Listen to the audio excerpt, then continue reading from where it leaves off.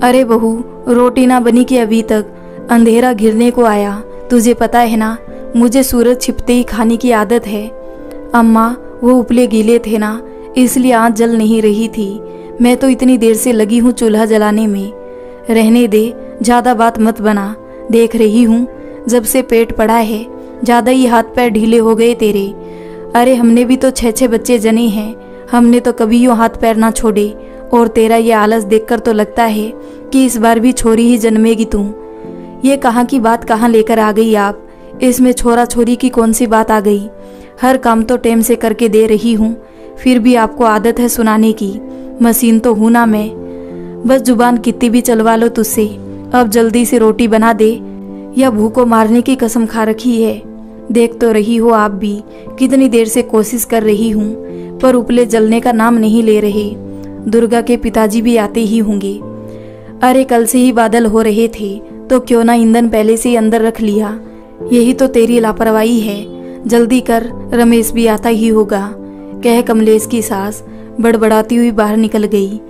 इतनी बातें सुना गई, इतना नहीं हुआ कि तबीयत खराब है तो थोड़ा बहुत हाथ ही बटा दूं। बस अपने काम का गुणगान करती रहेगी, जैसे हम देखने आए थे कितना काम करती थी उस समय। अब तो एक दिन का भी इधर से उधर उठाकर नहीं रखती, और पहली रोटी बनते ही सबसे पहले थाली लेकर आ जाएगी। और वही हुआ। जैसे ही कमलेश ने एक रोटी बनाकर रखी, तभी उसकी सास अंदर आते हुए बोली, आवाज तो लगा देती रोटी बन गई, डालकर देना तो दूर की बात है, कहे उन्होंने जैसी ही रोटी उठाई। अरे ये रोटी बना रही है या पत्थर, पता है ना इतनी कड़क रोटी मुझसे ना खाई जाती। कैसी बातें कर रही हो अम्मा, देख रही है ना आग कैसे मर मर के जल रही है। तवा अच्छे से गर्म होता ही नहीं, इसलिए ही तो कड़क रोटी सिक रही है। और क्या मुझे आपसे दुश्मनी है। दुर्गा को भी अंदर भेज दो, वो तो कभी खुद से आएगी नहीं, रोटी खा लेगी, नहीं तो फिर अपने पापा के साथ खाने लगेगी तो ना उसको खाने देगी ना खुद खाएगी। तूने ही सिर चढ़ा रखा है। छोरियों को कौन इतना प्यार कर रहे हैं। दूसरे घर जाएगी तो नाम ही रखवाएगी। आज ही जा रही है क्या वो दूसरे घर, 3 साल की तो हुई है अभी।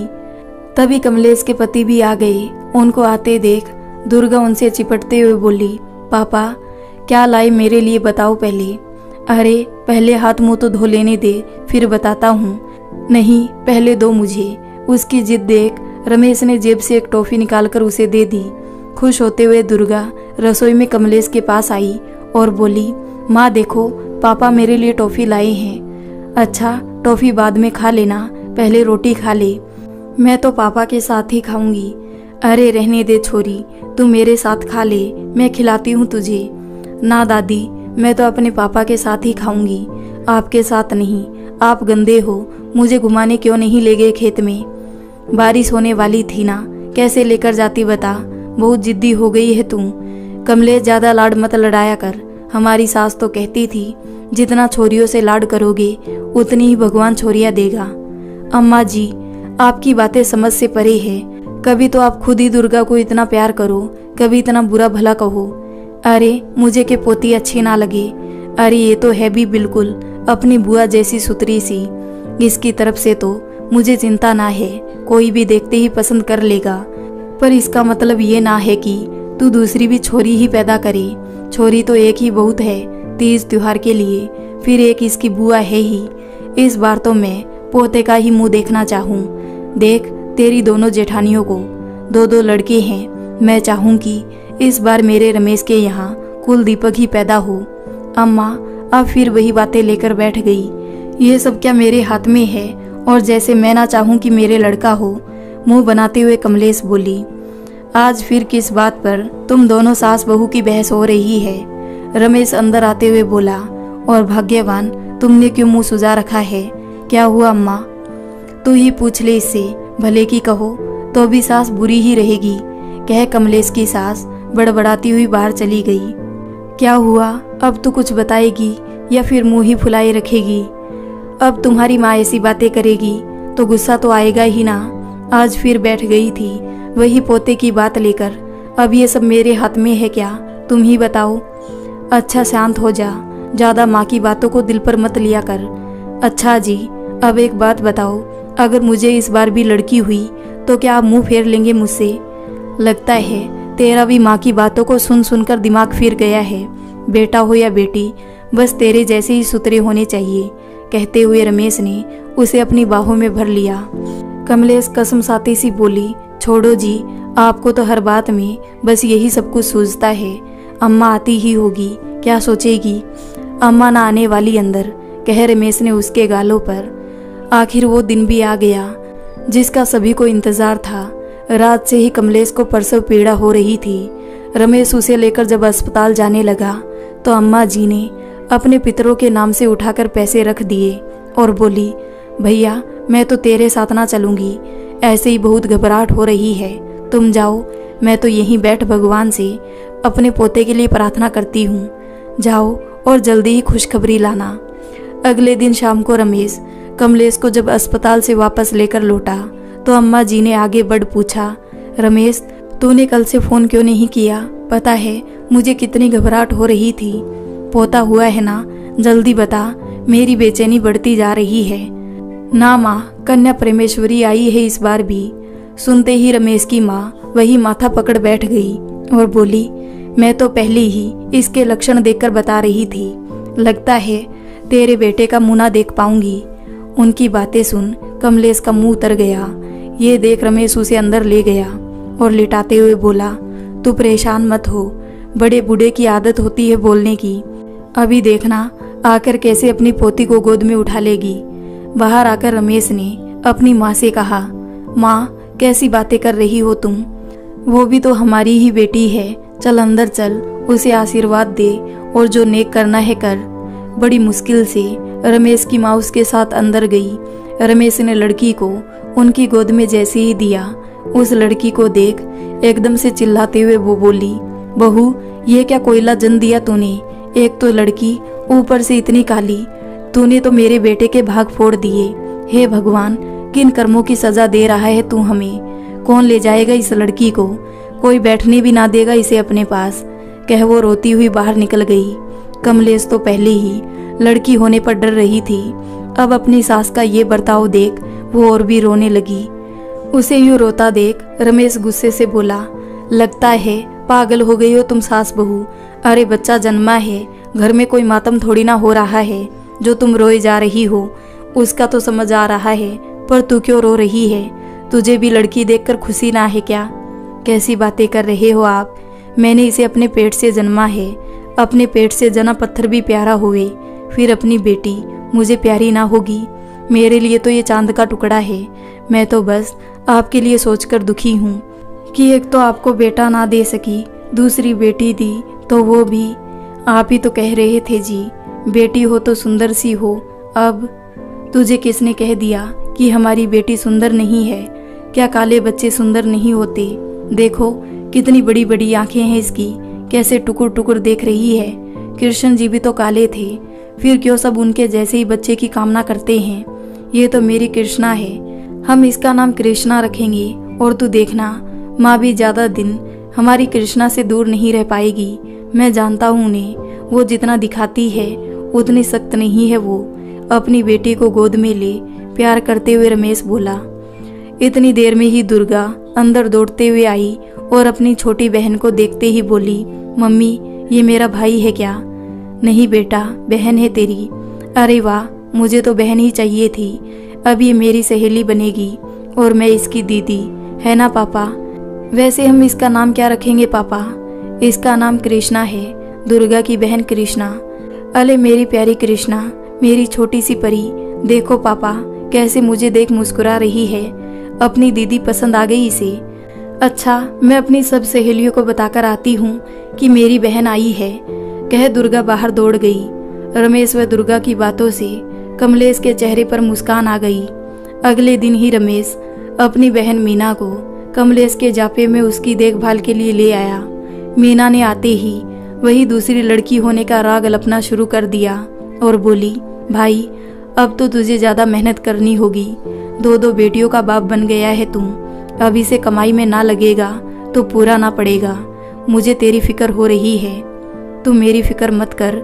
अभी तो अपनी भाभी की अच्छे से सेवा पानी कर, जिससे जल्दी से जच्चा बच्चा तंदुरुस्त हो उठे और भगवान ने इसका भाग्य पहले से ही लिख दिया है। क्या पता मेरी बेटी के भाग्य से मेरी भी किस्मत बदल जाए।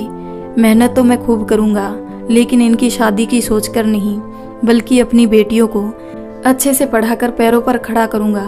15 दिन बाद जब मीना जाने लगी तो रमेश व उसकी पत्नी ने उसके लिए विदाई के कपड़े व पैसे देने चाहे तो वो बोली, रहने दे भाई, बेटी हुई है, कोई बेटा थोड़ी ना जो तेरा खर्चा करवाऊंगी, ये तो मेरा फर्ज था। अरे बेटा हो या बेटी, तेरा नेक तो बनता है ना, इसे तू रख और मेरी बेटियों को आशीर्वाद दे। कहते हुए रमेश ने उसे सामान दे दिया। कृष्णा सांवली जरूर थी, लेकिन उसके नए नक्श बहुत ही तीखे थे। उस पर बड़ी बड़ी आंखें उसका ध्यान आकर्षित करती थी। पहले पहल जो उसे देखकर बातें बनाते थे, अब वही आस पड़ोस की औरतें कृष्णा को बहुत प्यार करने लगी थी। कमलेश की सास भी अब अपनी इस पोती में धीरे धीरे मुंह बढ़ने लगा था। वो भी अब उसे लाड दुलार करती, वो उसका पूरा ध्यान रखती। कमलेश को ये देख बहुत ही ठंडक मिलती। दुर्गा जहाँ बहुत तेज तर्रार व नटखट स्वभाव की थी, कृष्णा इसके उलट बहुत ही सीधी और शांत थी। वो कभी भी किसी बात की जिद नहीं करती, वही दुर्गा पक्की जिद्दी। हाँ, कृष्णा का पूरा ध्यान रखती थी। क्या मजाल की कोई उसकी बहन को कुछ कह दे, फिर तो उसकी खैर नहीं। कृष्णा अब 4 साल की हो गई थी और रमेश ने उसका नाम दुर्गा के स्कूल में ही लिखवा दिया था। पहले दिन कृष्णा स्कूल गई तो सभी लड़कियां उसे कल्लो कल्लो कहकर चिढ़ाने लगी। सीधी सादी कृष्णा उनकी बातें सुन रोने लगी। जब दुर्गा को ये पता चला तो वो आधी छुट्टी में उन लड़कियों से भिड़ गई और उन्हें डांटते हुए बोली, खबरदार जो फिर कभी किसी ने मेरी बहन को उल्टा सीधा बोला तो। इसी बीच कमलेश ने एक बेटे को जन्म दिया। दादी को पोता और बहनों को भाई मिल गया था। परिवार में सभी बहुत खुश थे। कृष्णा 10वीं और दुर्गा 12वीं क्लास में पहुंच गई थी। कृष्णा एक मेधावी छात्रा थी, अपनी कक्षा में हमेशा अव्वल रहती। वही दुर्गा का मन पढ़ाई में बिल्कुल ना लगता था। उसे तो सजना संवरना, नाचना गाना और फिल्में देखना ही भाता था। बोर्ड के नतीजे आने के बाद जैसे ही सबको आशा थी वही हुआ। कृष्णा ने अपनी कक्षा व स्कूल में प्रथम स्थान प्राप्त किया और दुर्गा ने किसी तरह खींचतान 12वीं पास की। साथ ही साथ उसने ऐलान कर दिया कि वो अब आगे नहीं पढ़ना चाहती। उसके पिता ने उसे बहुत समझाया, किंतु उसने तो ना पढ़ने के लिए कसम उठा ली थी। ऊपर से रहा सहा दादी ने उसका साथ दे दिया। दादी रमेश से बोली, तू कृष्णा को ही पढ़ा ले, वही पढ़कर अफसर बन जाएगी। अरे लड़की है, पढ़ाई के अलावा 100 चीजें होती है सीखने को। सिलाई कढ़ाई सीख लेगी, रसोई में अपनी माँ की मदद कर, खाना बनाना तो लड़की को आना ही चाहिए, तभी आगे जाकर घर बसा पाएगी। पढ़ाई करने से अच्छा घर बार ना मिलेगा इनको। ये सब सुन दुर्गा बोली, दादी मैं सिलाई कढ़ाई नहीं, ब्यूटी पार्लर का कोर्स करना चाहती हूँ। ये सुन दादी चौंकते हुए बोली, ये क्या कह रही है तू दुर्गा, ये काम ही रह गए थे क्या? मुझे तो पसंद ना है ये सब। दादी अब लड़कियां सिलाई कढ़ाई नहीं, यही सब सीखती है, यही आगे काम आता है। और जिद करके वो ब्यूटिशियन का कोर्स करने लगी। वही कृष्णा ने आगे की पढ़ाई के लिए साइंस स्ट्रीम ली। उनका भाई भी अब 8वीं क्लास में पहुंच गया था, लेकिन वो तो दुर्गा से भी 2 कदम आगे निकला। उसका तो पढ़ाई से कोसों तक नाता ना था। रमेश व उसकी पत्नी हमेशा उसके लिए चिंतित रहते थे। कुछ कहो तो दादी कहने ना देती। उनके लाड प्यार के कारण ही वो हाथ से निकला जा रहा था। देखते ही देखते 2 साल निकल गए। 12वीं के नतीजे भी आ गए। जैसी सबको आशा थी, कृष्णा ने पूरे जिले का नाम रोशन किया और वो प्रथम स्थान पर आई। सभी गांव वालों ने रमेश को कृष्णा की सफलता के लिए बहुत बधाई दी। रमेश व कमलेश तो अपनी बेटी की कामयाबी पर फूले ना समा रहे थे। रमेश ने अपनी माँ से कहा, देखा माँ, मैं कहता था ना कि मेरी बेटी मेरा नाम रोशन करेगी, और देख लिया आज तुमने। गांव वाले आकर कैसे बधाई दे रहे हैं। उसकी बातें सुन दादी ने भी कृष्णा के सिर पर प्यार से हाथ रखते हुए कहा, हाँ रमेश, तू ठीक कह रहा था। वैसे अब तो इनकी पढ़ाई पूरी हो गई। अब दोनों बहनों के लिए लड़का ढूंढना शुरू कर दे। आजकल अच्छे लड़के आसानी से कहाँ मिलते हैं। अपने जीते जी अपनी पोतियों का ब्याह देख जाऊं, न जाने कब सांसें बंद हो जाए। क्या बात कर रही हो माँ, आप 100 साल तक जियोगी। दादी की बातें सुनकर कृष्णा बोली, पापा मुझे अभी आगे पढ़ना है और इसके लिए अब मुझे कॉलेज जाना होगा। मेरा सपना पढ़ाई कर एक अच्छी सी नौकरी करना है जिससे मैं आपकी मदद कर सकूं, इसलिए मैं अभी शादी नहीं करना चाहती। क्या कह रही है तू कृष्णा, कॉलेज जाएगी? आज तक हमारे गांव की कोई लड़की बाहर ना गई है, लोग बातें बनाएंगे, आगे रिश्ता करना मुश्किल हो जाएगा। दादी लोगों के डर से क्या मैं अपना भविष्य खराब कर दूं? पापा आप समझाइए दादी को। ठीक ही तो कह रही है कृष्णा, पढ़ने दो इसे, इतनी होशियार लड़की हमें भगवान ने दी है और हम अभी से इसे घर गृहस्थी के झंझटों में डाल दें। वैसे अभी इसकी उम्र ही क्या हुई है।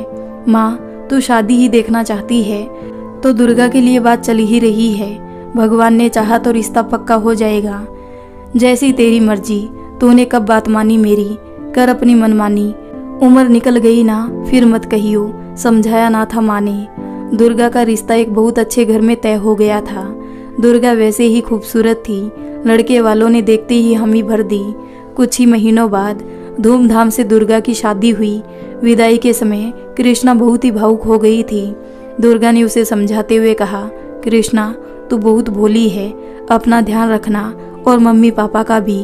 कोई भी दिक्कत हो तो मुझे ज़रूर बताना, अपनी बहन को पराया मत समझना। ये क्या कह रही हो दीदी, आप ही तो हो जो मेरे दिल की हर बात समझती हो। आपसे नहीं कहूँगी तो किससे कहूँगी। कमलेश देख रही थी कि जब से कृष्णा कॉलेज जाने लगी थी वो कुछ बुझी बुझी सी रहती है। एक दो बार उसने पूछा भी लेकिन कृष्णा टाल गई। कमलेश को लगा हो सकता है नया माहौल है तो उसे समय लगे वहाँ ढलने में, लेकिन जब 2-3 महीने बाद भी वो वैसे ही गुमसुम रहती तो कमलेश से रहा ना गया और उसने कहा, कृष्णा क्या तू अपनी माँ को नहीं बताएगी अपने मन की बात? तुझे क्या परेशानी है, तू क्यों उदास रहती? उनकी बातें सुन वो बोली, माँ कॉलेज का माहौल स्कूल के माहौल से बिल्कुल अलग है। हर कोई अपनी ही दुनिया में मस्त है, कोई मुझसे बात ही नहीं करना चाहता। मैंने 1-2 बार अपनी ओर से पहल भी की किंतु सब मुझसे बचकर निकल जाते हैं। यहाँ तक कि मेरे लेक्चरार भी मुझसे सही से बात नहीं करते। क्या मैं काली हूँ इसलिए? क्यों लोग रंग रूप ही देखते हैं? लगता है मैंने गलती कर दी वहाँ जाकर, कहकर वो रोने लगी। ये देख कमलेश उसे चुप कराते हुए बोली, ना मेरी बच्ची, तू कब से ऐसी बातों पर ध्यान देने लगी? भूल गई मैंने तुझे क्या समझाया था? लोग तो कई बातें बनाएंगे लेकिन तू दिल पर मत ले, तू अपने उद्देश्य से मत भटक। लोगों की बातों को अपनी कमजोरी मत बना बल्कि उन्हें अपनी हिम्मत बना। तू सिर्फ अपनी पढ़ाई पर ध्यान दे। देखना जो तुझसे अब दूर भाग रहे हैं थोड़े दिनों बाद आकर खुद तुझसे दोस्ती करेंगे। रंग रूप का क्या है, ये तो उम्र के साथ ढल जाएगा, लेकिन तुझे तो ईश्वर ने इतनी कुशागर बुद्धि व अनेकों प्रतिभा से बख्शा है और देखना तेरी बुद्धि का लोहा सभी मानेंगे। कृष्णा ने अपनी माँ की बात गांठ बांध अपने लक्ष्य पर ध्यान देना शुरू कर दिया। जैसे जैसे कॉलेज में पढ़ाई शुरू होती जा रही थी वैसे वैसे ही लेक्चरार व सभी स्टूडेंट्स कृष्णा की मेधा के कायल होते जा रहे थे। जो स्टूडेंट्स कृष्णा की सादगी व रंग का मजाक उड़ाते थे आज अपनी सोच पर शर्मिंदा थे। कॉलेज में आकर भी कृष्णा अपनी सीमा नहीं भूली थी। वो सिर्फ पढ़ाई पर ध्यान देती और दोस्तों के कहने पर भी उनके साथ घूमने फिरने बाहर नहीं जाती थी। उधर दुर्गा के ससुराल वाले व रिश्तेदार भी उसके व्यवहार कुशलता से बहुत खुश थे। जाते ही उसने अपने घर परिवार की जिम्मेदारी अच्छे से संभाल ली थी। जब भी रमेश दुर्गा के यहाँ जाता दुर्गा के सास ससुर उसका गुणगान करते ना थकते। रमेश हमेशा कमलेश से यही कहता था कि जरूर हमने मोती दान किए होंगे जो हमें इतनी लायक बेटियां मिली है। एक ने तो अपनी पढ़ाई के दम पर और दूसरी ससुराल वालों की सेवा कर हमारे दिए संस्कारों का मान रख रही है। कौन कहता है बेटियां बोझ होती है? ऐसी बेटियां तो किस्मत वालों को ही होती है। लेकिन जहां एक तरफ उसे अपनी बेटियों की ओर से तसल्ली थी वही दूसरी तरफ उसका बेटा दीपक हमेशा उसकी चिंता का कारण बना रहता। उसकी संगत ऐसे लड़कों के साथ हो गई थी जो पढ़ते लिखते तो ना थे, हाँ कई ऐब जरूर करते थे और वही ऐब अब धीरे धीरे दीपक में भी आते जा रहे थे। सभी घर वाले उसे समझाकर थक गए थे लेकिन वो एक कान से सुनता और दूसरे से निकाल देता। स्कूल वालों ने रमेश को कह दिया था कि अगर इसकी आदतों में सुधार ना हुआ तो इसे स्कूल से निकाल दिया जाएगा। हम नहीं चाहते कि एक बच्चे के कारण दूसरे बच्चों का भविष्य खराब हो। वर्ष पंख लगाते ही बीत गए। दुर्गा एक प्यारे से बेटे की मां बन गई थी और कृष्णा ने नई ऊंचाइयों को छूते हुए बीएससी फर्स्ट डिवीजन से पास की। उसके नाम के साथ एक नया तमगा जुड़ गया, गोल्ड मेडलिस्ट कृष्णा। दीक्षांत समारोह में वह अपने माता पिता के साथ पहुंची। अपनी बेटी को सम्मानित होता देख रमेश और कमलेश का सीना गर्व से चौड़ा हो गया। कृष्णा शुरू से ही साइंटिस्ट बनना चाहती थी और उसका ये सपना कॉलेज से मिली स्कॉलरशिप ने पूरा कर दिया। उसे अगले महीने अमेरिका जाने का निमंत्रण मिला था। जिसने भी सुना कृष्णा को बधाई देने दौड़ा चला आया। कल तक उसे उसके रंग के कारण कोयला कहने वाले आज उसे सिर आंखों पर बिठा रहे थे। कृष्णा इन सब बातों से कहीं आगे निकल अपने सपनों की दुनिया में मगन अमेरिका जाने की तैयारियों में जुट गई थी। रमेश भी अपनी बेटी के सपनों को उड़ान देने के लिए उसकी पूरी मदद कर रहा था। सभी बहुत खुश थे। कमलेश एक दिन खाना खाते हुए बोली, अगर आज अम्मा जिंदा होती है तो देखती हमारी बेटी अपने बलबूते पर आसमान छूने चली है। सच कह रही हो तुम। आज तक कोई लड़की 12वीं के बाद कॉलेज नहीं गई थी और हमारी बेटी तो अब विदेश जाने की तैयारी में है। ये तो दूसरी लड़कियों के लिए एक मिसाल बनकर निकली है। आज इससे प्रेरणा ले गांव वाले अपनी बेटियों को भी बेटों की तरह आगे पढ़ने का मौका दे रहे हैं। इसने ये धारणा ही बदल दी कि बेटे ही कुल का नाम रोशन करते हैं। कृष्णा ने हमारा नाम ही नहीं बल्कि पूरे गांव का नाम भी रोशन कर दिया है। कृष्णा के जाने में 1 हफ्ता ही बचा था। उसकी तैयारियां लगभग पूरी हो चुकी थी। एक दिन शाम पुलिस रमेश के घर पहुंची। पुलिस को देख पूरा परिवार सकते में आ गया। पता चला दीपक अपने दोस्तों के साथ चोरी करते हुए पकड़ा गया है। सुनकर रमेश को इतना सदमा लगा कि वो वहीं बेहोश हो गया। कृष्णा ने दुर्गा को फोन कर दिया और वो जल्दी से उन्हें लेकर अस्पताल पहुंची। दुर्गा व उसका पति थोड़ी देर में ही अस्पताल पहुंच गए। डॉक्टरों ने बताया कि उन्हें हार्ट अटैक आया है। सुनकर सभी बहुत घबरा गए और रोने लगे। तब डॉक्टर ने उन्हें समझाते हुए कहा, घबराने की कोई बात नहीं, अब ये खतरे से बाहर है, लेकिन इनका बहुत ध्यान रखना होगा। कोई ऐसी बात इनके सामने ना कहे जो इनके दिल को धक्का दे। 1 हफ्ता हॉस्पिटल में रहने के बाद रमेश को छुट्टी मिल गई। दुर्गा के पति ने दीपक की जमानत करवा दी। घर पर जब वो आया तो रमेश ने उसे बहुत धिक्कारा, उसे घर से निकल जाने को कहा। तब दुर्गा के पति ने उनसे कहा, पापा इसकी चिंता ना करिए, हमें बहुत समझदारी से काम लेना होगा। इसे सबसे पहले हमें बुरी संगत से बचाना होगा।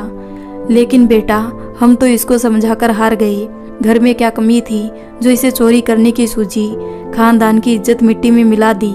रमेश की आंखों में आंसू आ गए। उन्हें दुखी देख दुर्गा का पति बोला, पापा आप परेशान मत हो, दीपक को मैं अपने साथ ले जाऊंगा और वहीं रखूंगा। दूर रहेगा तो बुरे दोस्तों की संगत अपने आप छूट जाएगी और वहीं मैं इसे काम धंधा सिखा दूंगा। पढ़ाई तो वैसे ही इसने करनी नहीं, लेकिन बेटा मैं नहीं चाहता इसकी वजह से दुर्गा को कुछ सुनना पड़े। यहाँ तो बदनामी हो ही गई, वहाँ इसने ऐसा वैसा कुछ कर दिया तो हम तो कहीं मुंह दिखाने लायक नहीं रहेंगे।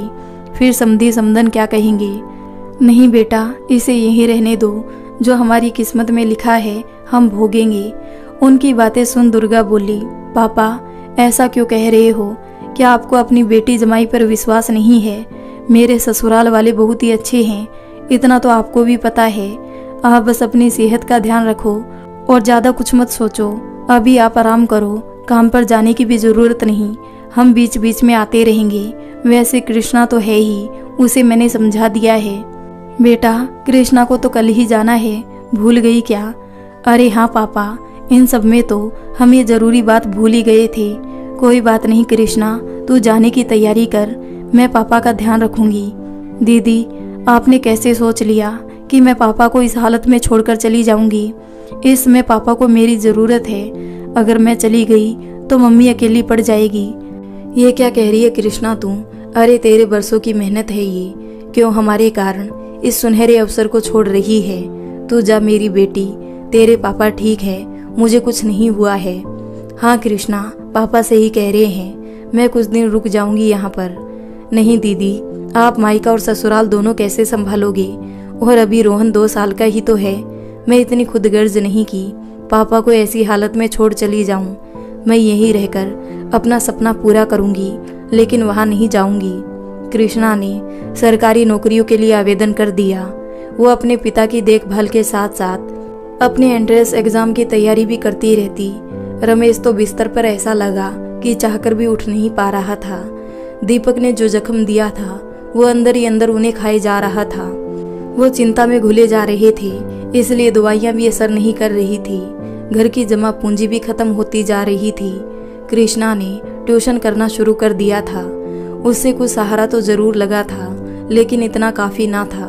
कृष्णा खुद चिंतित थी और ये चिंता तभी मिट सकती थी जब किसी अच्छी जगह उसकी नौकरी लग जाती है। वो भगवान से जल्द नौकरी लगने की प्रार्थना करती। आज ईश्वर ने उसकी सुन ली थी। सुबह जैसे ही कृष्णा पूजा कर उठी थी कि तभी उसे डाक मिली। जैसे उसने लिफाफा खोला, उसे पढ़ उसकी खुशी का ठिकाना ना रहा। वो अपने मम्मी पापा को खुशखबरी सुनाते हुए बोली, आज आप दोनों के आशीर्वाद और मेरी मेहनत सफल हो गई। आज मेरी नौकरी लग गई। कृष्णा ने देखा उसके पापा कुछ उदास है। वो बोली, पापा आपको खुशी नहीं हुई मेरी नौकरी लगने की? खुशी तो बहुत है बेटा, लेकिन साथ ही साथ इस बात का अफसोस है कि मेरी बेटी इससे कहीं ज्यादा की अधिकारी थी, लेकिन मेरी वजह से वो आगे ना बढ़ सकी। मुझे माफ कर दे बेटा, मेरे कारण तेरा सपना अधूरा रह गया। ऐसा क्यों कह रहे हो पापा? आपने तो समाज की परवाह किए बगैर हमेशा मेरा साथ दिया है। आपके कारण ही आज मैं यहाँ तक पहुँची हूँ, और देखना मैं यही नहीं रुकूंगी।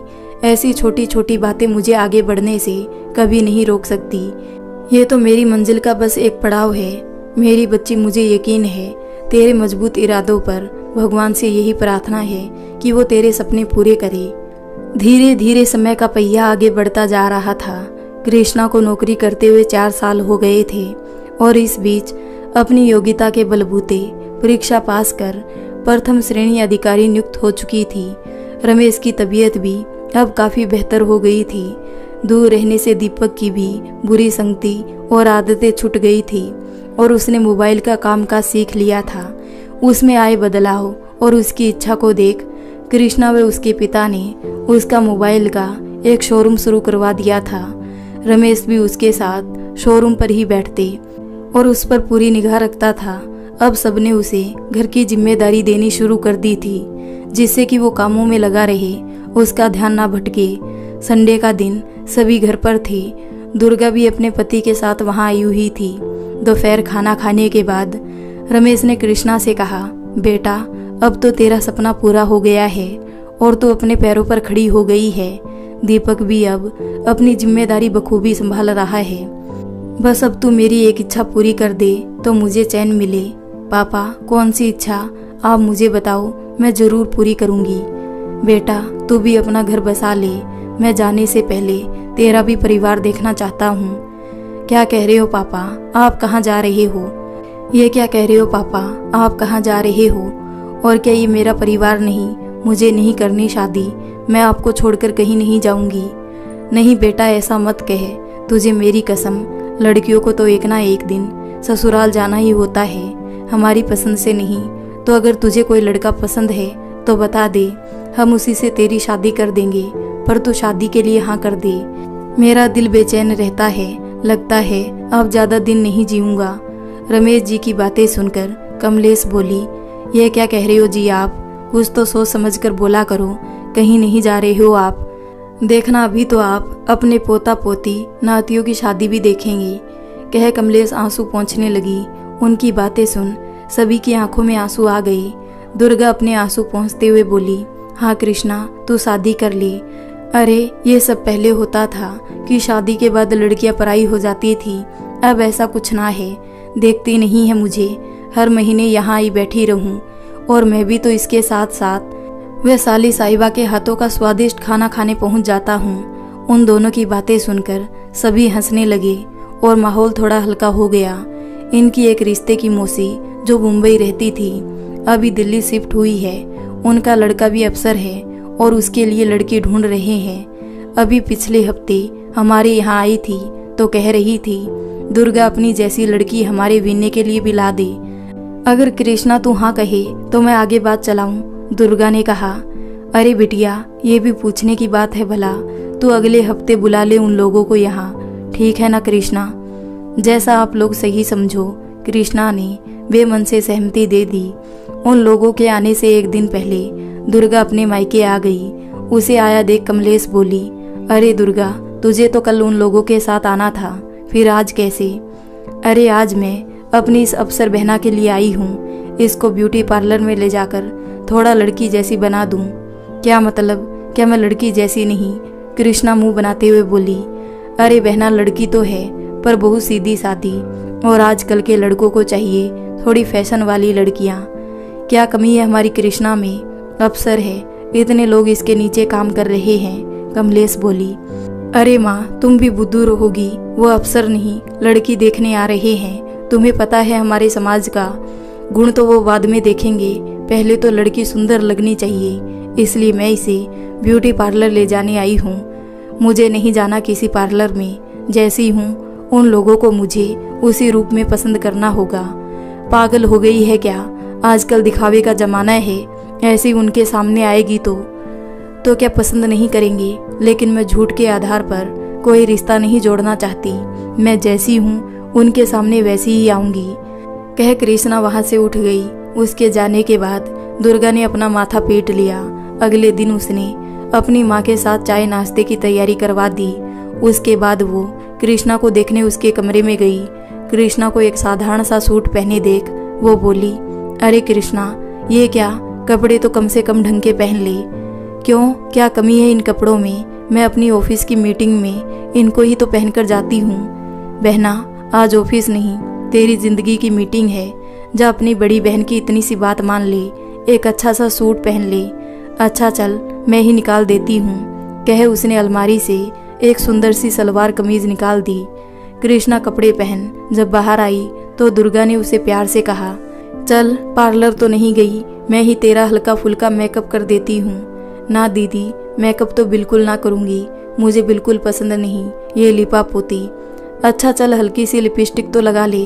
कहते हुए दुर्गा ने हल्की गुलाबी रंग की लिपस्टिक लगा दी। उसके बालों का जूड़ा बना दिया। इतना सा मेकअप करते ही कृष्णा के सांवले सलोने चेहरे पर रौनक आ गई थी। थोड़ी सी देर में दुर्गा का पति मेहमानों को लेकर आ गया। उसकी मौसी ने बैठते ही दुर्गा की तारीफ करते हुए उसकी माँ से कहा, आपकी बड़ी बेटी जितनी रूपवान है उतनी ही गुणवान है। मैंने तो अपनी बहन से कह दिया था कि हमारे विनय के लिए भी अपनी दुर्गा जैसी बहू ढूंढ दे। जब उन्होंने बताया कि दुर्गा की बहन है जो हमारे विनय की तरह ही अफसर है, तो बस जी, हमसे तो सब्र ही ना हुआ, पता चलते ही आ गए। अब तो बहू, तू अपनी बहन को बाहर बुला ही दे। हाँ हाँ मौसी जी, अभी बुलाती हूँ। कह दुर्गा कृष्णा को लेने अंदर चली गई। थोड़ी देर में चाय नाश्ते के साथ दोनों बहनें बाहर आई। कृष्णा पर जैसे ही दुर्गा की मौसी सास की निगाह गई, उनका मुंह बन गया। दुर्गा उनका चेहरा देखते ही समझ गई। फिर भी वो मुस्कुराते हुए बोली, मौसी जी मिठाई खाइए, और जो पूछना है पूछ लो मेरी बहन से। देख लीजिए, अफसर है फिर भी कितनी सादगी से रहती है। ऐसा है बहू रानी, तेरी चिकनी चुपड़ी बातों में मैं आने वाली नहीं हूँ। तुमने तो हमारे साथ धोखा किया है। मैं तो समझती थी तेरी बहन तेरे जैसी रूपवान होगी, लेकिन ये क्या कह रही हो मौसी जी? क्या रूप रंग ही सब कुछ होता है, गुण कुछ नहीं? और आपने कब काली गोरी की बात की थी? आपने मेरी जैसी कही थी। मेरी नज़र में मेरी बहन मुझसे कहीं रूपवान और गुणवान है। ऐसा है बहू, मैंने तुमसे ज़्यादा दुनिया देखी है। लोग पहले रंग रूप ही देखते हैं, गुण बाद में। आप एक बार विनय से तो पूछ लो मौसी जी, उन्हें कृष्णा कैसी लगी। उससे क्या पूछना है बहू, वो उसी लड़की को पसंद करेगा जिसे मैं करूँगी। कह वो सब उठकर चले गए। उनके जाने के बाद दुर्गा माफ़ी मांगते हुए कृष्णा से बोली, बहना मुझे माफ़ कर दे, आज मेरे कारण तुझे इतना कुछ सुनने को मिला। दीदी आप परेशान मत हो, मेरे लिए कोई नई बात नहीं है। दुनिया पहले भी रंग रूप देखती थी और आज भी। कह कृष्णा अंदर चली गई। रमेश अपने दोस्त के बेटे की शादी में गया हुआ था। शाम को जब वो लौटा तो बहुत ही खुश था। उसे इतना खुश देख कमलेश ने कहा, क्या बात है जी, आज बहुत दिनों बाद आपको इतना खुश देख रही हूँ, कोई खास बात है? हाँ भाग्यवान, मैं कृष्णा की शादी के लिए चिंतित था। भगवान ने मेरी मुराद पूरी कर दी। शादी में मेरे दोस्त किशन का एक रिश्तेदार आया हुआ था। बातचीत का सिलसिला शुरू हुआ तो पता चला कि वो भी अपने बेटे के लिए लड़की ढूंढ रहा है और उनका बेटा भी अफसर है। किशन ने बताया था मुझे। फिर क्या था, मैंने अपनी कृष्णा के बारे में बताया तो वो लोग तुरंत राजी हो गए। उनकी बातें सुन कमलेश पहले तो खुश हुई, फिर थोड़ा उदास होते हुए बोली, सुनो जी, आपने उनसे सारी बातें खुलकर कर ली थी। मैं ना चाहती हूँ हर बार मेरी बेटी का दिल टूटे। हाँ, मैंने उन्हें फ़ोन में कृष्णा की फ़ोटो दिखा दी थी, साथ ही रंग के बारे में बता दिया था। मेरी बात सुनकर वो लोग बोले कि भाई साहब, गुणों के आगे रंग रूप कोई मायने नहीं रखता। दोनों एक जितने पढ़े लिखे हैं और एक जैसे पद पर है तो हम तो अगले हफ्ते आकर रिश्ता पक्का कर जाएंगे। तब मैंने कहा, भाई साहब, हमें इतनी जल्दी नहीं, बच्चे एक दूसरे को देखे भाले, बातचीत करें, सब तसल्ली हो जाने पर फिर आगे बात बढ़ाएंगे। उन्हें मेरी बात जच गई। अगले हफ्ते लड़का भी साथ आएगा। कृष्णा और वो आपस में मिल लेंगे, क्या पता दोनों के विचार मिल जाए। सच मेरा दिल कहता है इस बार बात जरूर बन जाएगी। कृष्णा के ऑफिस लौटने के बाद रमेश ने उसे सारी बातें बताई। ये सब सुनकर वो बोली, पापा, आप क्यों मेरी शादी करना चाहते हैं? क्या मैं आपको इस घर में अच्छी नहीं लगती? क्या ये घर मेरा नहीं? नहीं बेटा, ये घर भी तेरा ही है। तू तो हमारे घर की रौनक है, पर जो परंपरा चली आई है बेटा वो तो निभानी पड़ती है। बेटियों को शादी कर दूसरे घर जाना ही होता है।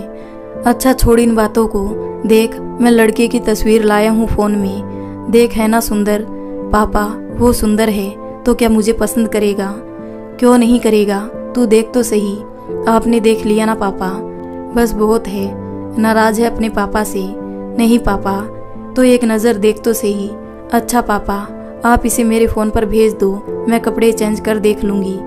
कपड़े चेंज करने के बाद कृष्णा अपने व्हाट्सएप मैसेज देखने लगी। तभी उसकी नज़र अपने पापा के मैसेज पर पड़ी। ना चाहते हुए भी बेमन से उसने मैसेज खोला। जैसे ही फोटो पर उसकी नज़र पड़ी, उसके हाथ से फ़ोन छूटते छूटते बचा। उसने दोबारा उस तस्वीर को देखा। हाँ, ये तो मोहनी ही है, उसका क्लासमेट। ये वो यही है। उसे यकीन नहीं हो रहा था। मध्यम कद, गेहुआ रंग, आकर्षक व्यक्तित्व का शर्मीला सा नौजवान। उसकी आंखों में एक अजीब सी कशिश थी जो सबको अपनी ओर आकर्षित करती थी। कितनी लड़कियां उससे दोस्ती करना चाहती थी, लेकिन वो सबसे दूरी बना अपनी सीमित सी दुनिया में रहे। उसकी तरह हमेशा पढ़ने लिखने में लगा रहता था। कृष्णा आंखें बंद कर लेट गई, लेकिन यादों का झंझावत थमने का नाम नहीं ले रहा था। मोहन से उसकी ना के बराबर बातचीत हुई थी, पहली बार। हाँ, सेकंड ईयर में 10-15 दिनों से वो कॉलेज नहीं आ रहा था। साथ पढ़ने वाले दूसरे स्टूडेंट से पता चला कि उसे टाइफाइड हो गया है। ठीक होने के बाद जब वो आया तो सभी उसका हालचाल पूछ रहे थे। औपचारिकतावश वो भी अपने को रोक ना सकी और जाकर उसकी तबीयत के बारे में पूछने चली गई। पहली बार उसने उसे इतने करीब से देखा था। अजीब सी कशिश थी उसकी आंखों में, जिसे देख उसका मासूम सा दिल भी मचल उठा था। वो जल्दी से वहां से चली गई। अगले दिन जैसे ही वो कॉलेज पहुंची कि तभी उसने देखा मोहन उसकी ओर आ रहा है। वो उससे सामना नहीं करना चाहती थी, इसलिए वो दूसरी तरफ मुड़ गई। तभी पीछे से मोहन ने उसे आवाज दी, कृष्णा जी, और उसके कदम वहीं थम गए और सांसें तेज तेज चलने लगी। मोहन उसके पास आया और बोला, देखिए, अगर आपको दिक्कत ना हो तो मुझे पिछले दिनों के नोट्स दिखा दीजिए, जिससे कि मैं अपना काम पूरा कर सकूं। उसने सहमति में सिर हिला दिया और अगले दिन ही उसने सारे नोट्स लाकर उसे दे दिए। नोट्स वापस लेते हुए मोहन ने उसे बहुत शुक्रिया कहा था। कृष्णा को याद आ रहा था कि जैसे वो उस समय हर पल उसके बारे में सोचती रहती थी, लेकिन जल्दी ही उसने इन बातों को दरकिनार कर दिया और फिर से अपने लक्ष्य पर नजर बना ली थी। आज इतने सालों बाद मोहन का रिश्ता उसके लिए विश्वास नहीं हो रहा था। उसे क्या वो उसे पसंद करेगा या फिर वही सब? वो तो इतने आकर्षक व्यक्तित्व का स्वामी है और अच्छी पोस्ट पर भी है, फिर क्यों उसे पसंद करेगा? नहीं, मोहन और लड़कों जैसा नहीं था, उसके विचार अलग थे, इतना तो वो जानती ही थी। लेकिन मेरे जैसी लड़की को जीवन संगनी बनाएगा। सोचते सोचते कृष्णा की आंख लग गई। आखिर संडे भी आ गया। दुर्गा पहले ही अपने मायके आ गई थी। दोपहर होते होते मोहन अपने माता पिता के साथ उनके घर पहुंच चुका था। बातचीत का सिलसिला शुरू हुआ। कृष्णा भी चाय लेकर आ गई थी। मोहन की माँ ने उसे अपने पास बैठाया और उसे प्यार से 2-4 सवाल जवाब किए। रमेश और मोहन के पिताजी आपस में बातचीत कर रहे थे। थोड़ी देर बात करने के बाद मोहन की माँ ने कहा, भाई साहब, हमें लड़की पसंद है, आप तो शादी की तैयारी करो। ये सुन दुर्गा बोली, मौसी जी, आप इतनी जल्दी मत करो, आराम से तसल्ली कर लो, क्योंकि ये शादी ब्याह का मामला है। हाँ बहन जी, जल्दबाजी करना सही नहीं है। जो कुछ पूछना है अभी पूछ लो, अच्छे से हमारी कृष्णा को देख लो। ऐसा ना हो कि बाद में आप हमारी लड़की से रंग के लिए उसको कुछ कहो। ये क्या कह रही हो बहन जी आप? लड़की है, कोई सामान थोड़ी ना है जो अच्छे से देखे भाले। और रंग का क्या है, असली पहचान तो इंसान के गुणों में होती है, जो मैंने पहली नज़र में कृष्णा को देखते उसमें पहचान लिए थे। अपनी बहू के रूप में मुझे जैसी लड़की चाहिए थी, कृष्णा वैसी ही है। और बहन जी, श्याम रंग तो कृष्ण भगवान का भी था, मोहन की माँ ने कहा। बहुत ऊंचे विचार है बहन जी आपके। आजकल के समय में आप जैसे लोग मिलना मुश्किल ही है। बस एक बार लड़का लड़की आपस में बातचीत कर एक दूसरे के विचार जान लेते हैं तो सही रहता, कमलेश बोली। बहन जी, मेरा बेटा श्रवण कुमार है, जो उसके माता पिता कहते हैं वही उसके लिए पत्थर की लकीर है, मोहन की माँ ने कहा। ये तो बहुत ही अच्छी बात है कि भगवान ने आपको एक हीरे जैसा बेटा दिया। फिर भी एक बार दोनों एक दूसरे को समझ लेते तो हमें तसल्ली हो जाती। आखिर जीवन इन दोनों को ही एक साथ गुजारना है, रमेश ने कहा। हाँ हाँ, आप सही कह रहे हो भाई साहब। मोहन बेटा, हम दूसरे कमरे में चले जाते हैं। तुम दोनों को जो भी एक दूसरे के बारे में जानना पहचानना है पूछ लेना, मोहन के पिता ने कहा। नहीं पिताजी, इसकी ज़रूरत नहीं है। आप दोनों ने जो मेरे लिए फैसला किया है मुझे वो मंजूर है। और ये तो मेरी खुशकिस्मती है कि कृष्णा जैसी लड़की मुझे जीवन संगनी के रूप में मिली है, मोहन ने कृष्णा की ओर देखते हुए कहा। मोहन की बात सुन कृष्णा को अपने कानों पर यकीन नहीं हुआ। उसकी सहमति से उसका चेहरा शर्म से लाल हो गया। शादी की तारीख 2 महीने बाद के लिए निश्चित हुई। इन 2 महीनों के दौरान कृष्णा व मोहन के बीच कोई खास बातचीत नहीं हुई और ना ही मिलना जुलना। इस बात का कृष्णा को बुरा भी नहीं लगा, क्योंकि वो मोहन के स्वभाव से अच्छे से परिचित थी। आखिर वो दिन भी आ गया जिसका हर लड़का लड़की के जीवन में विशेष महत्व होता है। हमेशा साधारण रहने वाली कृष्णा आज दुल्हन के रूप में पूर्णिमा का चांद लग रही थी। उसके चेहरे की आभा देखते ही बनती थी। किसी को यकीन नहीं हो रहा था कि ये वही कृष्णा है। दूसरी ओर मोहन तो वैसे ही आकर्षक व्यक्तित्व का स्वामी था। आज दूल्हे के रूप में वो एक सजीला नौजवान लग रहा था। शादी संपन्न होने के बाद विदाई के समय कमलेश और रमेश का रो रो कर बुरा हाल था। कृष्णा भी कम भावुक ना थी। उनसे विदा लेते हुए रमेश ने कृष्णा को गले लगाते हुए कहा, बिटिया, मैं तुझे एक घर से दूसरे घर विदा कर रहा हूँ, पर ये मत समझना कि तू हमारे घर के लिए पराई हो गई है। ये घर अब भी तेरा है। कभी भी किसी भी समय अपने पिता को पुकारेगी, वो अपनी बेटी के लिए हमेशा मौजूद रहेगा। कमलेश ने भी अपनी बेटी को समझाते हुए कहा, कृष्णा, अब तू बेटी के साथ साथ बहू भी है। 2 घरों की मान मर्यादा तेरे कंधों पर है। उन्हें संभाल कर रखना तेरी जिम्मेदारी है। कभी भी अपने माँ बाप के संस्कारों को शर्मिंदा मत करना। ससुराल वालों का सम्मान करना, लेकिन अपना आत्मसम्मान बनाए रखना। मुझे यकीन है मेरी बेटी घर बाहर के कामों में तालमेल बनाकर चलेगी और अपने काम व व्यवहार से सबका दिल जीत लेगी। दुर्गा ने अपनी बहन को प्यार करते हुए कहा, मेरी भोली सी प्यारी सी कृष्णा को भगवान जीवन की सारी खुशियाँ दे। जीवन के किसी मोड़ पर जब भी तुझे कोई समस्या हो, अपनी बहन को याद कर लेना, वो तेरे लिए दौड़ी आएगी। दीपक ने अपने जज्बातों को काबू में रखते हुए कहा, दीदी, आप मम्मी पापा की ओर से बेफिक्र रहना। मैं सबका पूरा ध्यान रखूंगा और अपनी उम्मीदों पर खरा उतरूंगा। उसने आंसू पोंछते हुए अपनी बहन को विदा किया। कृष्णा ने अपने माता पिता की सभी बातों व संस्कारों को आंचल में गांठ बांध भावी जीवन के सुखद स्वप्न आंखों में संजो अपनी ससुराल में कदम रखा। देवी देवताओं की पूजा के बाद उसकी सास ने कृष्णा को एक तस्वीर की ओर इशारा करते हुए कहा, बहू इनसे भी आशीर्वाद लो, ये तेरी सास है, मोहन की माँ। ये सुन कृष्णा को आश्चर्य हुआ। फिर उसने दोनों हाथ जोड़ अपनी सासू माँ से भी आशीर्वाद लिया। शाम को आस पड़ोस की औरतें मुंह दिखाई के लिए आई तो कृष्णा को देख उसकी सास से बोली, क्या शांता तुम, लगता इसकी नौकरी और लेने पर मर गई। अरे जोड़ी तो मिला लेती, रंग तो देख अपनी बहू का। ऐसी बातें कृष्णा के लिए कोई नई नहीं थी, बचपन से ही तो सुनती आ रही थी, इसलिए उसने ये बातें दिल पर ना ली। इतनी देर में ही उसकी सास बोली, क्या करे बहन, किस्मत में जो लिखा हो वही आनी होती है। अब मोहन ने इसे ही पसंद किया तो हम क्या करें, भाई उसे ही जिंदगी गुजारनी है इसके साथ। ये सब तो उसे ही सोचना चाहिए था ना। अपनी सास की ऐसी बातें सुन कृष्णा को विश्वास नहीं हुआ। उसका मन कर रहा था कि वो उसी समय कह दे कि सासू माँ आप झूठ क्यों बोल रही है, आपने ही तो मुझे पसंद किया था।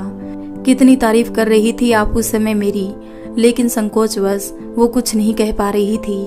तभी पीछे से उसके ससुर की आवाज आई, क्या कमी है हमारी बहू में, लाखों में एक है और मैं अपनी बहू के बारे में कुछ गलत नहीं सुनना चाहता।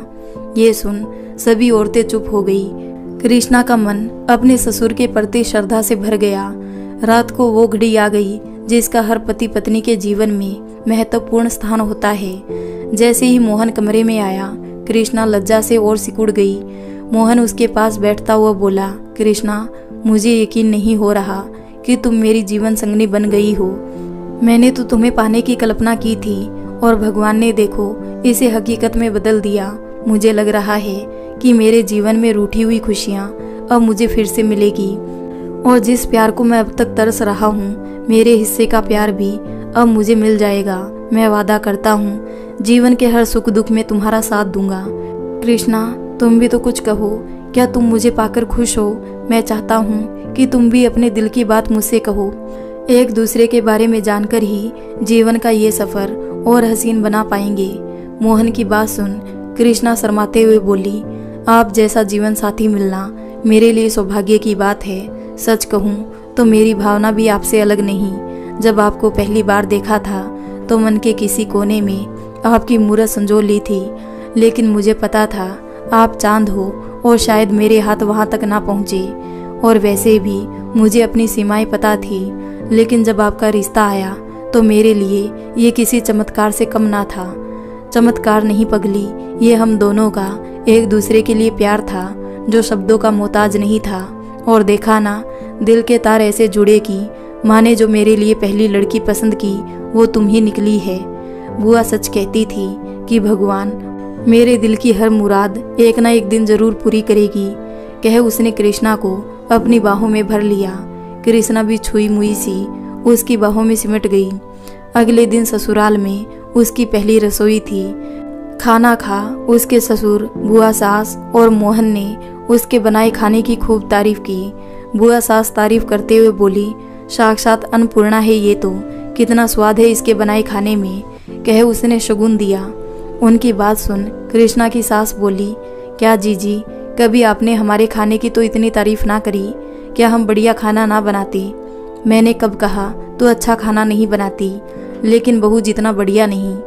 सुन कृष्णा की सास और उसकी ननंद का मुंह उतर गया। कृष्णा ने घर व ऑफिस की जिम्मेदारी अच्छे से संभाल ली थी। वो दोनों जगह सामंजस्य बनाकर चल रही थी। उसकी शादी को 1 महीना हो गया था। बुआ सास वापस अपने घर जा रही थी। जाते हुए वो कृष्णा को आशीर्वाद देते हुए बोली, बहू भगवान जो करता है अच्छे के लिए करता है। तेरी सास ने कभी मेरे मोहन का भला ना सोचा, लेकिन उसने बुरा करते करते एक अच्छा काम कर दिया कि तुझे मेरे मोहन की बहू बनाकर ले आई।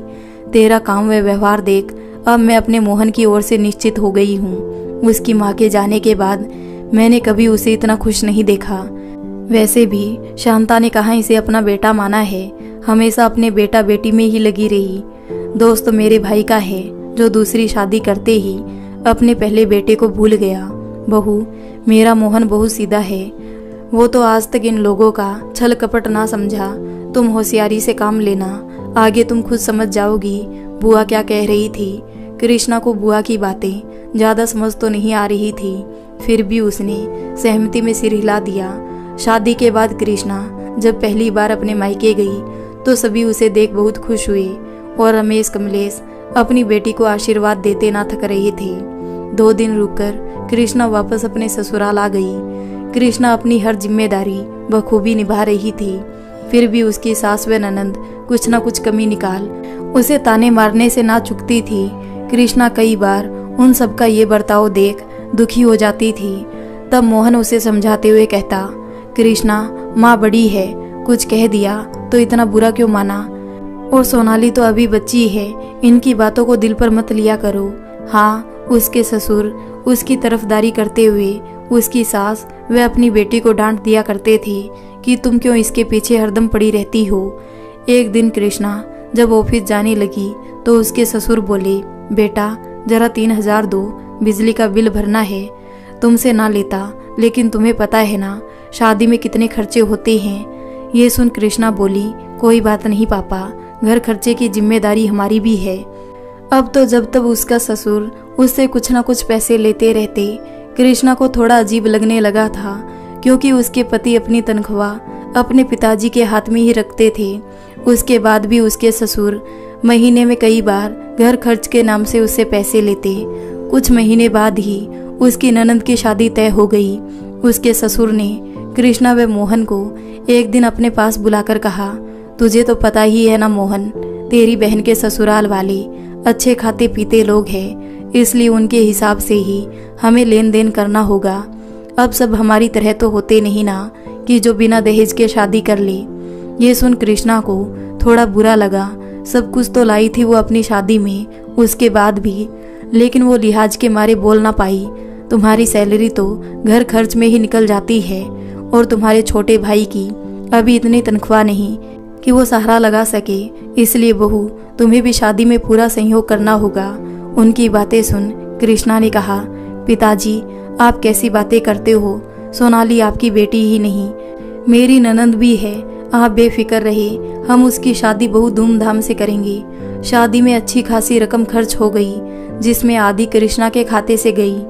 कृष्णा जब से इस घर में आई थी तब से ही देख रही थी कि उसके ससुर मोहन की अपेक्षा अपने छोटे बेटे संजय को अधिक प्यार करते हैं और उसकी हर मनचाही मांग को पूरा करने की कोशिश भी करते हैं। संजय ने छोटा सा बिजनेस किया हुआ था, लेकिन उसकी लापरवाही की वजह से हर बार बिजनेस में घाटा हो जाता था। उसकी भरपाई के लिए उसके सास ससुर जब तब खुद भी और मोहन से भी पैसे ले उसके बिजनेस में लगाते रहते थे। मोहन ने कितनी बार अपने माता पिता को समझाने की कोशिश की कि संजय सही संगति में नहीं चल रहा, अपनी बुरी आदतों के कारण ही वो बार बार बिजनेस में घाटा कर रहा है, लेकिन हर बार माँ बाप संजय का ही पक्ष लेते हुए मोहन को कहते, नहीं बेटा, वो बेचारा अपनी ओर से पूरी जी तोड़ मेहनत कर रहा है, लेकिन किस्मत ही साथ नहीं देती। उनका ऐसा रवैया देख मोहन ने कहना ही छोड़ दिया था। इस बीच कृष्णा की जिंदगी में एक बार फिर से खुशियों ने दस्तक दी। वो माँ बनने वाली थी। ये खुशखबरी जब उसने मोहन को दी तो उसने खुशी से झूमते हुए कृष्णा को अपनी बाहों में भर लिया और प्यार करते हुए बोला, कृष्णा सचमुच मेरे सुने जीवन में तुम बाहर बनकर आई हो। पहले पति और अब पिता बनने का सौभाग्य तुम्हारे कारण ही मुझे मिला है। सुनो, अब तुम्हें ज्यादा भागदौड़ करने की जरूरत नहीं है और ना ही किसी बात का तनाव लेने की। अब पूरा ध्यान अपने खान पान पर दो, जिससे कि तुम और हमारा होने वाला बच्चा सेहतमंद रहे। कृष्णा ने उसकी बात सुन मुस्कुराते हुए सहमति में सिर हिला दिया। एक दिन दुर्गा कृष्णा से मिलने आई तो उसने अपने देवर और अपने सास ससुर की बातें उसे बताई तो वो उसे समझाते हुए बोली, माना कृष्णा, तुम्हारा संयुक्त परिवार है, लेकिन देखो तुम्हारा भी नन्हा मेहमान आने वाला है और अपने भविष्य के लिए भी कुछ बचा कर रखो। घर में तुम हो ही कितने प्राणी और एक तनख्वाह तो तुम दे ही रही हो ना। ये सुन वो बोली, क्या करूं दीदी, मेरे ससुर मेरा बहुत मान करते हैं और मैं उन्हें ना नहीं कर पाती। सोचती तो मैं भी हूँ बचाने की, लेकिन हो ही नहीं पाता। तेरी बात सही है, लेकिन इस तरह दोनों हाथ से बिना सोचे समझे व्यर्थ में पैसे लुटाना समझदारी नहीं। भविष्य में क्या जरूरत पड़ जाए कह नहीं सकते, आगे तुम्हारी मर्जी, कह दुर्गा चली गई। और वो खुशियों भरा दिन भी आ गया। कृष्णा ने एक बेटे को जन्म दिया। उसे गोद में उठाते हुए मोहन और कृष्णा की आंखों में खुशी के आंसू आ गए। कृष्णा का चेहरा नारी की संपूर्णता पा और खिल उठा था, किंतु उसके सास ससुर अब भी अपनी दुनिया में ही मस्त थे। उन्हें पोते से भी कोई खास लगाव ना था। हाँ, लगाव तो था, तो बस रुपये और पैसों से। कुछ महीने बाद ही कृष्णा के देवर का रिश्ता पक्का हो गया। एक रात खाना खाते हुए उसके ससुर ने मोहन से कहा, बेटा तेरे छोटे भाई का रिश्ता तय हो गया है, ये तो तुम्हें पता ही है, और कुछ महीने बाद शादी हो जाएगी। तो मैं सोच रहा हूँ ये घर थोड़ा छोटा है, इसे बेचकर हम एक बड़ा घर ले लेते हैं जिसमें सारा परिवार एक साथ रह सके।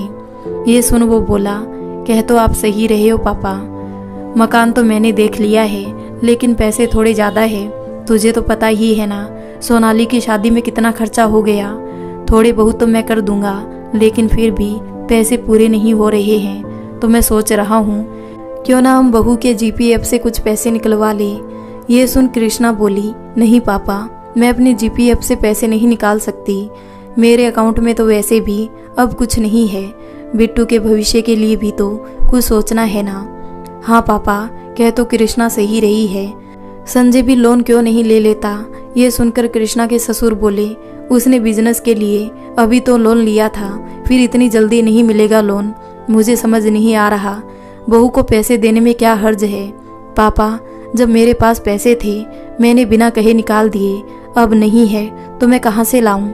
ये सुनकर उसकी सास गुस्से से बोली, अपने जीपीएफ से ही निकाल, तेरी एफडी भी तो होगी। शादी से पहले ही तू नौकरी कर रही थी, तेरी सरकारी नौकरी देखकर ही तो हमने शादी की थी, नहीं तो तेरे जैसी काली लड़की को हम बहू बनाकर लाते क्या।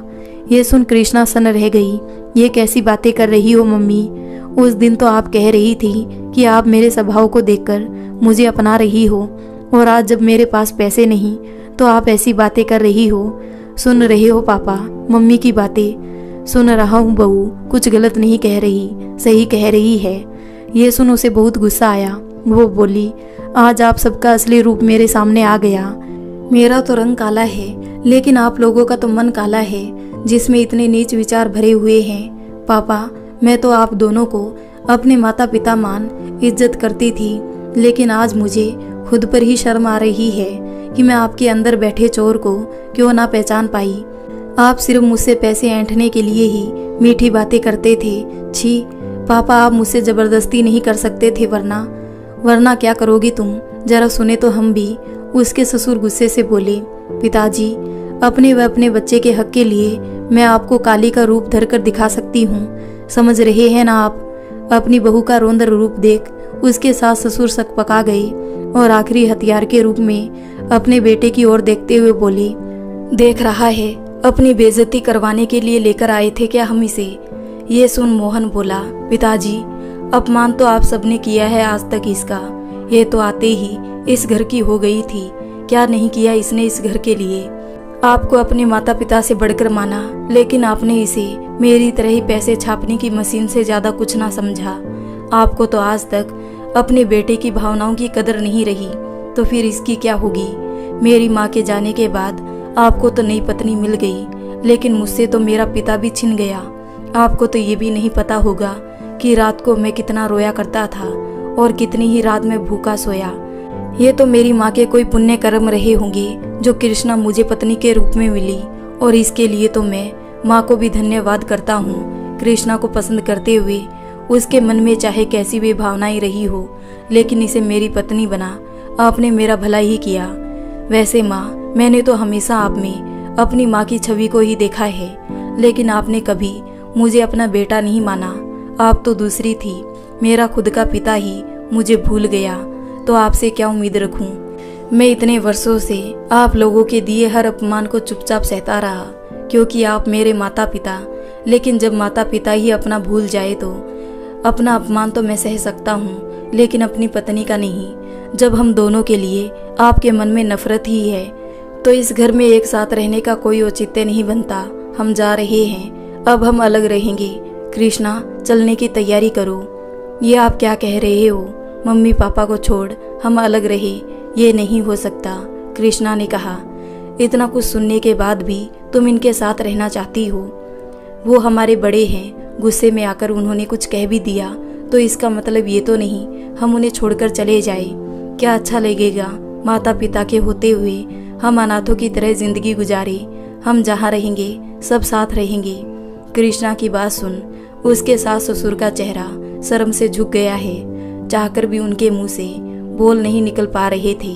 किसी तरह हिम्मत जुटाकर उसकी सास बोली, बहू हमारे गुनाह माफ़ी के लायक तो नहीं, लेकिन हो सके तो हमें माफ़ कर दे। हमने तेरे साथ इतना बुरा किया, फिर भी तेरे मन में हमारे लिए इतना दया भाव। सचमुच तेरे माता पिता महान है जिन्होंने तुझे इतने अच्छे संस्कार दिए। हाँ बहू, तेरी सास सही कह रही है।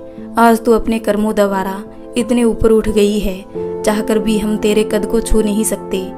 जहाँ उन्होंने कृष्णा के सिर पर हाथ रख दिया, उन दोनों की बातें सुन कृष्णा बोली, आप दोनों कैसी बातें कर रहे हो? आप बड़े हो, मुझसे माफ़ी मांग, मुझे पाप का भागी मत बनाइए। बस अपना आशीर्वाद हमारे सिर पर सदा बनाए रखिए। मोहन के पिता उसकी ओर देख बोले, मोहन तेरा मैं सबसे बड़ा गुनहगार हूँ। सच कहता हूँ मैंने कभी पिता का फर्ज नहीं निभाया, लेकिन तू अपने सभी फर्ज निभाता रहा। मैं कहते कहते मोहन के पिता का गला रूंध गया और उनकी आंखों से आंसू निकल आए। मोहन अपने पिता के गले लग गया और बोला, पापा और कुछ ना कहिए। और दोनों की आंखों से निकले आंसुओं का सैलाब में दिल के सारे बैर भाव बह निकले। इस भावुक क्षण में कृष्णा व उसकी सास भी अपनी आंखों से निकल आई। यह विरल अश्रुधारा को रोक नहीं पाई। सभी के चेहरों पर तूफान गुजर जाने वाले बाद की शांति दिखाई दे रही थी। कृष्णा के सास ससुर का अब अधिकतर समय अपने पोते के साथ खेलने में या घर के छोटे मोटे कामकाज में मदद करने में बीतने लगा था। माता पिता के द्वारा उसका पक्ष ना लेने व मोहन के समझाने से संजय ने भी अपने भावी जीवन को ध्यान में रख बुरी संगति छोड़ दी और अपने बिजनेस पर ध्यान देने लगा। कृष्णा ने अपनी सूझबूझ और विवेक से अपने घर को टूटने से बचा लिया, साथ ही अपने सास ससुर को उनकी गलतियों का एहसास करा दिया। सही कहा गया है, व्यक्ति अपने रंग रूप से नहीं अपितु अपने गुणों व संस्कारों द्वारा महान बनता है। तो दोस्तों, आपको ये कहानी कैसी लगी? अगर अच्छी लगी हो तो वीडियो को लाइक कर दें और हमारे चैनल को सब्सक्राइब कर लें।